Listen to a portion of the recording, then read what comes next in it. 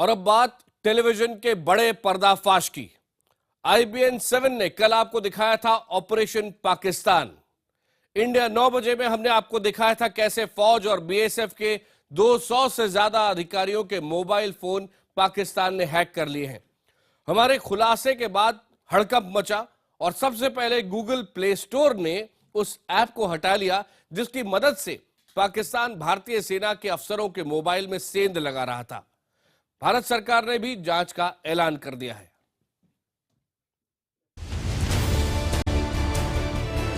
सेना का अधिकारी अपने फोन का इस्तेमाल करता है, पाकिस्तान को पता चल जाता है। सेना और सुरक्षा बलों की हर अहम जानकारी पाकिस्तान पहुंच रही है।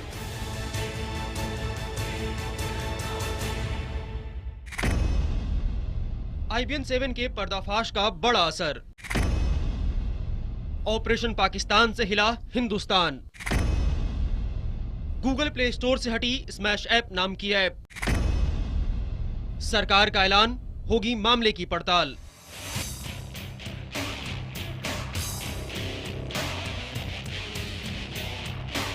ऑपरेशन पाकिस्तान में भारतीय सैनिकों के मोबाइल फोन हैक करने की खबर IBN 7 पर दिखाए जाने के बाद चारों ओर हड़कंप मचा है। ऑपरेशन पाकिस्तान का असर इस कदर हुआ कि दुनिया की सबसे बड़ी इंटरनेट कंपनी गूगल ने IBN 7 पर खबर दिखाए जाने के कुछ ही घंटों के अंदर गूगल प्ले स्टोर से स्मैश ऐप नाम के ऐप को हटा दिया। दरअसल इसी ऐप के जरिए पाकिस्तान भारतीय फौज की जासूसी करता था। स्मैश ऐप से फौजियों की आपसी बातचीत और मूवमेंट की जानकारी स्टोर की जाती थी।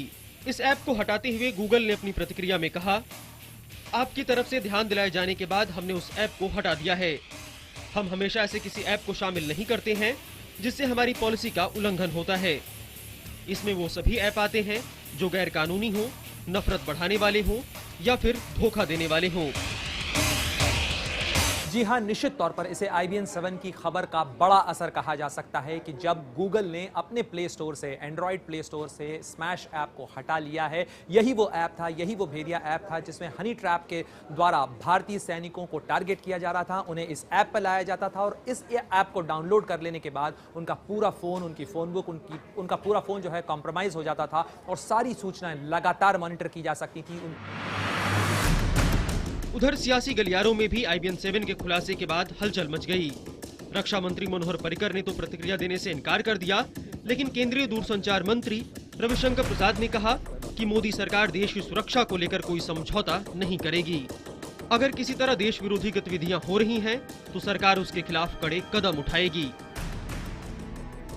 देखिए, साइबर क्राइम के बारे में हम लोग बहुत ही सख्त हैं।